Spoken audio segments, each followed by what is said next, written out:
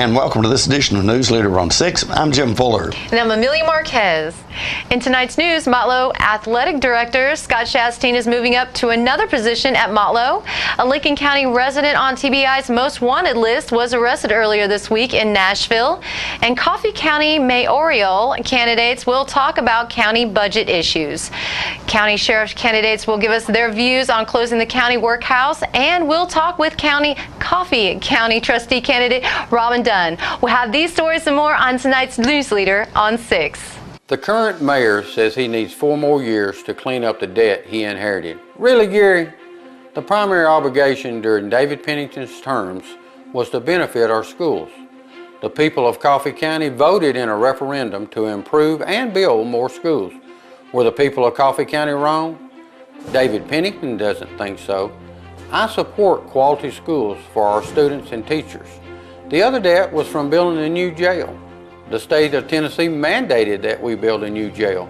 Was the Coffee County Commission wrong to follow state law? David Pennington doesn't think so.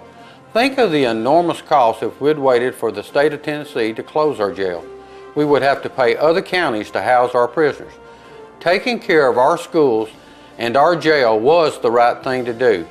Vote for the candidate who believes in doing what's right for Coffee County. Vote for David Pennington for Coffee County Mayor. Russell's got your truck, man. Russell's got your truck. Keith Barnett here at the Russell Barnett Automotive Family, and we have sold so many new trucks. We've got over 100 pre-owned trucks to choose from. Any make, any size, any model. It's as easy as going to russellbarnett.com to check out our pre-owned truck inventory. And remember, why buy your next truck anywhere else? With the best selection anywhere, Russell's got your truck, man. Welcome back. Dr. Michael Torrance, president of Motlow State Community College, announced on Wednesday that longtime Motlow leader Scott Chastain will be assuming a new role in external affairs and workforce innovations. Chastain has served Motlow for almost 25 years in several capacities. He stepped up to lead athletics during a time of significant transition and moved that work forward in service to students and breadth of programming. In that role, he also built a strong work relationship with Terry Bryson, Vice President of External Affairs and Workforce Innovation, who was responsible for athletics. Bryson recruited Chastain into the newly announced role to serve as a key community liaison for several rising outreach initiatives. As Chastain prepares to assume his new role, he said, quote, "I'm grateful for the opportunity to have led the Motlow Athletic Department for the last 2.5 years. I'm confident that the department has a solid foundation from which to work and is poised to achieve great things in the future," end quote. Along with the transition, Cheryl Highland, Vice President of Student Affairs, has assumed senior leadership of athletics and will lead that unit forward for the college. A fugitive who was added to the Tennessee Bureau of Investigation's top 10 most wanted list over the weekend is now in custody after being captured in Davidson County. William Bernard Hawk was taken into custody at the Walmart parking lot on Powell Avenue in Nashville on Monday afternoon. Several law enforcement agencies provided assistance during the apprehension, including TBI, Metro Nashville Police Department, and the U.S. Marshals Service Middle Tennessee Joint Fugitive Task Force. Hawk was wanted by the Lincoln County Sheriff's Department to face a charge of attempted criminal homicide in connection to an incident that occurred in the Park City area on July 14th. Tullahoma City Attorney Steve Worsham reported to the City Board last week on the process of securing an administrative hearing officer to assist with the issues of planning and codes. Mr. Lawson and I, Mr. Blackwell, met with the gentleman who is the prospective administrative hearing officer, who will hear matters of planning and code problems and violations, such as violations of building codes and property maintenance codes and things like that the city has adopted in a manner that will expedite and more efficiently handle the hearings of those things, and also gives us the advantage because of the statutory provision that he can assess penalties up to $500, which circumvents the the constitutional prohibition against fines of no more than $50 unless you have a jury trial.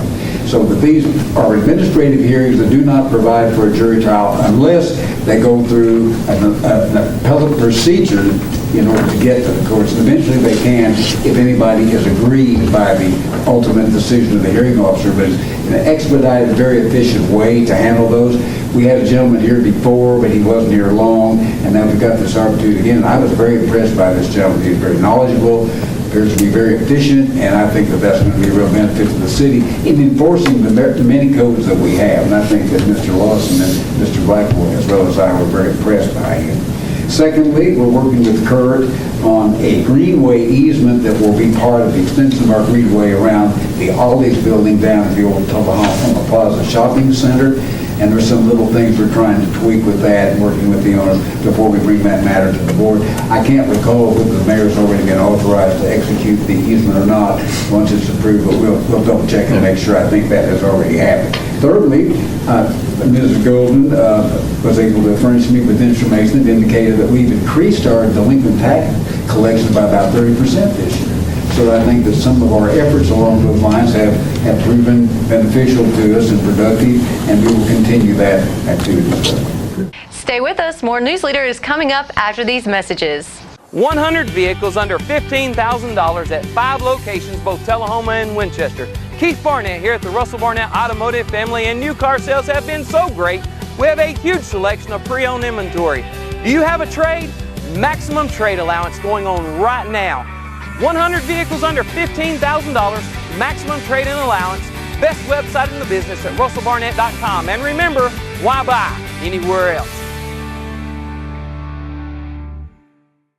Hello, I'm Gary Cordell, your Coffee County Mayor. I want to speak to you personally about the commitment I made to the citizens of Coffee County 4 years ago, that if elected, I would serve our county with honor and integrity. I pledged to work hard, to give 100%, to be effective and efficient in managing your county resources. I want to take this opportunity to assure the citizens of Coffee County that our county's financial condition is much stronger now than it was 4 years ago. We've had no property tax increase in the last 4 years, and our operating reserve fund balance has tripled. The most important question you must ask yourself when you walk into the voting booth is simply, who's best qualified to lead our county forward at this critical time? I have over 40 years of business, management, and leadership experience to best lead Coffee County. Much has been accomplished in the last 4 years, but we've only just begun. Coffee County, let's stay on track. I would appreciate your vote in the August 2nd general election. Thank you. Welcome back. We continue tonight with Tom Corrington's interview with Coffee County mayoral candidates. In this segment, Tom questions the candidates about the sheriff's budget and the possible closing of the Coffee County workhouse. The overall budget he put in was like 16%. A big chunk of it was in the cost of running the annex, and the other big chunk was trying to get, I think, a couple of bucks, Tim, for his key workforce, a couple of bucks raise, and he's justified that for any number of years on the basis that his people are underpaid compared to other jobs in the county and other law enforcement jobs in the surrounding areas. So he's losing a lot of people. Cost him to have to recruit more and to train them, and the training is expensive. And then meanwhile, he's a lot less efficient if he's understaffed. So that's a big issue, and it seems like it's been around for quite a while, and I'm not sure but what we're continuing to ducking it. But somebody straighten me out here. Where does that stand? Well, when David? I was mayor, we gave the sheriff's department, I know 2 and I think 3 different raises to try to bring them up. And I agree with the sheriff. I mean, it's nothing but a training center for. And you can't blame Tullahoma or Manchester or the base. I mean, they're looking for qualified people, and you can't blame the person that's went to work. But by the way, I think the sheriff makes them stay like for 2 years to take care of that training. I think he's got some kind of a contract. Is that right? That is true. Okay, so if they go through the training program, they got to stay 2 years with the sheriff's department. Yeah. But we need to get that up. We need that to be where there wouldn't be no competition other than maybe the quality of life issues or something, you know, from one from one city Well, to where the does county. that stand? How much did we actually give him this Well, trip? I don't. The mayor just said they cut $360,000 out of the sheriff's budget at the last minute, so I'm sure the sheriff don't even know where he stands right now. Right. I mean, they just at the very last, right? Right. One of the commissioners decided not to do the 8 cents or whatever it was tax, and he did the math and he said, you heard the figures the mayor said, but what it amounted to for the sheriff and Heather Duncan's office too. They cut money out of Heather Duncan's office too. And we'll be out of the other offices as well. Yeah, but I mean, it's a pretty But good the bigger chunk. percentage on those. On those because of- two. yeah. Well, it Right. sounds like I thought I heard a number a minute ago that on the sheriff's raises where he was looking for a couple of bucks, he got something like 35 cents. Well, Did I hear that? Maybe he didn't get it now because they took 360 out at the last minute, Tom. Well, what do you think, Gary? Well, the bottom line to this, and I totally agree that those law enforcement personnel, and we've talked about that, we have a personnel compensation committee, we've talked about that different times as to how do we raise their compensation, which they desperately need. We're all in agreement with that, but it takes dollars. And when you look at a budget and we try to fine tune all that, then at the end of the day it comes down, are we going to have, where can we cut to accomplish that, or do we cut everyone, or do we have a tax increase? So the people spoke loud and clear the other night that we do not want a tax increase. So that was the response, the action was taken was a response to that. And I went on record, Tom, last summer in the process of requesting or suggesting a cost of living increase for all of our county employees across the table. And I put that back on the table then when we started the process in February. But Mayor, they do get a cost of living. They get one. They get step and grade, but they get 3% every 2 years or 1.5% Right. a year. Let's make sure everybody understands that That's a they do step and get grade that system. no matter what. It's not like they were where they were 15 years ago. No, they period. always get get step and- 1.5% a year is what it Okay. amounts to. They get step and grade, but we were requesting a cost of living. That adjustment hasn't been Okay. made since 2007 You know, across the board. the real issue here, when you start, if the budget folks start looking at the budget and they've got a big lump over here they got to compensate for, and instead of dealing with that, and maybe cut some folks more than you might otherwise like, but basically across the board reductions, and you duck the question of whether you've got a particular problem here that ought to be dealt with, and you just kind of refuse to deal with it.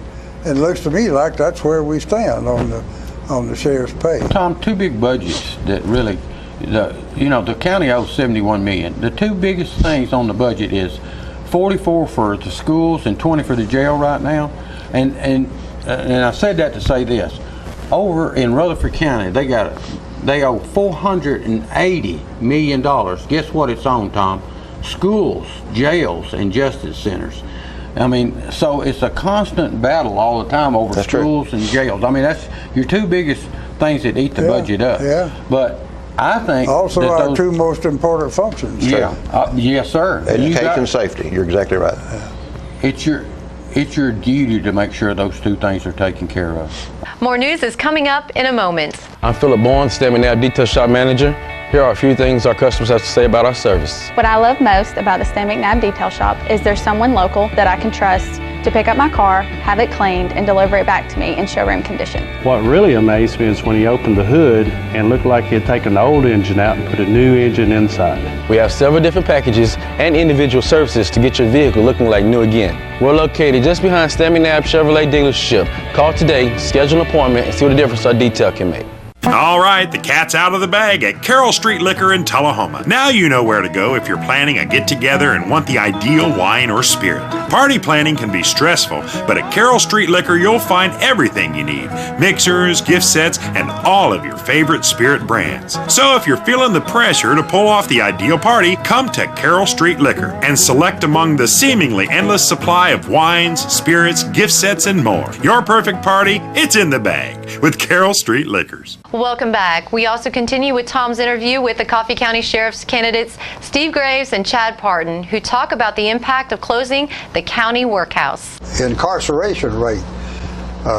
We keep increasing the number of folks that we throw into jail, and that, of course, is contributed a lot to every one of the problems that we can bring out tonight with respect to the law enforcement budget. So let's talk a little bit about that. What are your ideas on reducing the population? Well, Tom, and I know as we said before the break, and the sheriff agrees with this, we've got to come together as a whole judicial system, and that means all 4 judges, our county probation department, our drug courts folks, our mental health court, our veterans court, our families court, and our district attorney general. We've got to go through and itemize every inmate we've got and prioritize why they're there, how long they've been there, and what we can do to get them out. Now, if the county government in the next few weeks and the county commission decides to shut the sheriff's annex workhouse down, he has no choice but to bring those inmates back to the sheriff's office and blend them in to an already 400 back in the jail. Right, so that's going to put him over on capacity. Where are they going to sleep? In the floor. So the state frowns on that, okay? So what we got to do is go through and do an inventory of what we've got, and we're going to have to either look at doing some early releases, look at sending some state prisoners on and forcing them on into the state system, which is already packed and full. And then we lose revenues on that because we get board bill money from them, from the state, for housing state inmates. But if we've got all these misdemeanors, I don't think that we would have a choice but to move some state prisoners out to make room for what we've got in the workhouse. Well, what is the what's your issue? What are we doing wrong mostly? Well, you know, for me, personally, you know, when I came out as a young officer, you know, it was go, go, go, and, you know, it was arrest, arrest, arrest. And I think we've got to change the hearts and minds of our law enforcement that it's okay to help people. You know, we've got a lot of people in there on very minor misdemeanor cases. Like some of them have some high bonds that may not be able to make bond, or they're there and they can't afford bond and they can't get out. I think working with the officers in training and saying, hey, there's some things that, you know, that you might need to cite instead of arrest. You know, Tennessee Code Annotated suggests arrest and or citation instead of arrest in many misdemeanor offenses. Is those things like that what? You got an example? Simple possession of marijuana, driving on revoked suspended license, victims against the state, not property crimes against people and properties, but crimes that would be against the county and the state. Those driving offenses, some of those minor drug offenses, you know, we might could look at in citations instead of arrest. That might help alleviate some people coming into jail. Now, eventually they're going to have their day in court, and that's where the judiciary is going to have to step up and say, hey, we need to look at these alternative programs. Do we need to look at enlarging some halfway houses that we've got in the county? Do we need to look at extending probation? You know, we've got nearly 800 people on probation, county probation, and then when you add the state probation into it, it's 1,800 to 2,000 people in this county. So if you had a 2,000 bed jail today, more than likely they would be looking at a ways to fill the sheriff's jail up. So I've got to take up for him in a lot of ways. Well, that's Steve. You want to deal with this subject? Yeah, I mean we agree on all this, and I think it goes beyond just a county issue. I think years ago when the state started taking people's driver's license on child support for not paying court fines, you know, when you take a person's driver's license, then you take their means away to drive to work, and then they're getting caught driving on revoked, and then they're getting in the system, and they're never getting out. Revolving door. It's just a continuum. You know, I think we got to look at it locally. I think our state lawmakers needs to have another look at it also. Okay, but. That's a very, and incidentally, that is a national subject these days. Yes. Not only at the misdemeanor level, but even higher. You know, and like Chad said, you know, if we bring 30 people back from the annex, I've got to have 30 beds. Our board bill last month was $125,000 from the state. If I have to get rid of, that's for 94 inmates. Board bill, that's money you got from the state for housing state. For housing state inmates. So I'm going to have to find a bed space for these 30 misdemeanor offenders, and the only way that I can do that is to send out state inmates. And if you do that, you're going to lose the state money. State money. And you don't get anything in from anywhere else. No, sir. So that's a net loss. Yes. And we'll be right back in a moment with more News Leader on 6. The Russell Barnett Automotive family has launched its new Owner Advantage program. It starts as simple as your first year's maintenance is included with the purchase. We have 1 year, 3 year, 5 year plans available. Car detailing, car rental, collision repair. Stop by one of our 5 locations and let one of our certified sales staff tell you all about it. The Russell Barnett Automotive Family Advantage program. And remember, my question is, why buy anywhere else? We're losing it, Doctor. Not on my shift. Quickly, brush. Roller. What a transformation. It's gonna be okay. Okay, nothing. At Paintworks of Tullahoma, we specialize in domestic emergencies with Martin Senior Paints. You can be the paint doctor too when you treat your home with Martin Senior interior and exterior finishes. Doctor, we've got another one. Got you covered. Paintworks of Tullahoma. Come see the paint doctor, Stat. When your family suffers the loss of a loved one, the caring and compassionate staff at Tullahoma Funeral Home and Coffee County Funeral Chapel are standing by to assist you in every way possible. We are proud to support local industry and offer only Batesville caskets. Many funeral homes don't own or operate a crematory. We utilize the only crematory in Coffee County. Your loved one never leaves Coffee County. We can accommodate any need and any budget. Consider our complete pre-need service to remove this burden from your family during their time of grief. Lock in today's low costs and protect from inflation. Tullahoma Funeral Home and Coffee County Funeral Chapel. Our family caring for your family. Welcome back. Tullahoma Alderman Robin Dunn is running against incumbent John Marcioni for the county trustee. In this video, she speaks about her career and what brought her back to Coffee County. The election on August the 2nd, remind you that it's the final election for both county and city positions and the primary for state and national positions. So it's really quite an important election, and I encourage you to get out there and vote. And by the time you see this, early voting will probably have started, so you have a choice between the CD stamps and the county administration building to do your voting in the next couple of weeks before the election. So today we've got a little bit of a different take. Our guest today is Robin Dunn. Robin is running for county trustee on the Democratic ticket. The incumbent, John Marcioni, who is the Republican candidate as well as the incumbent.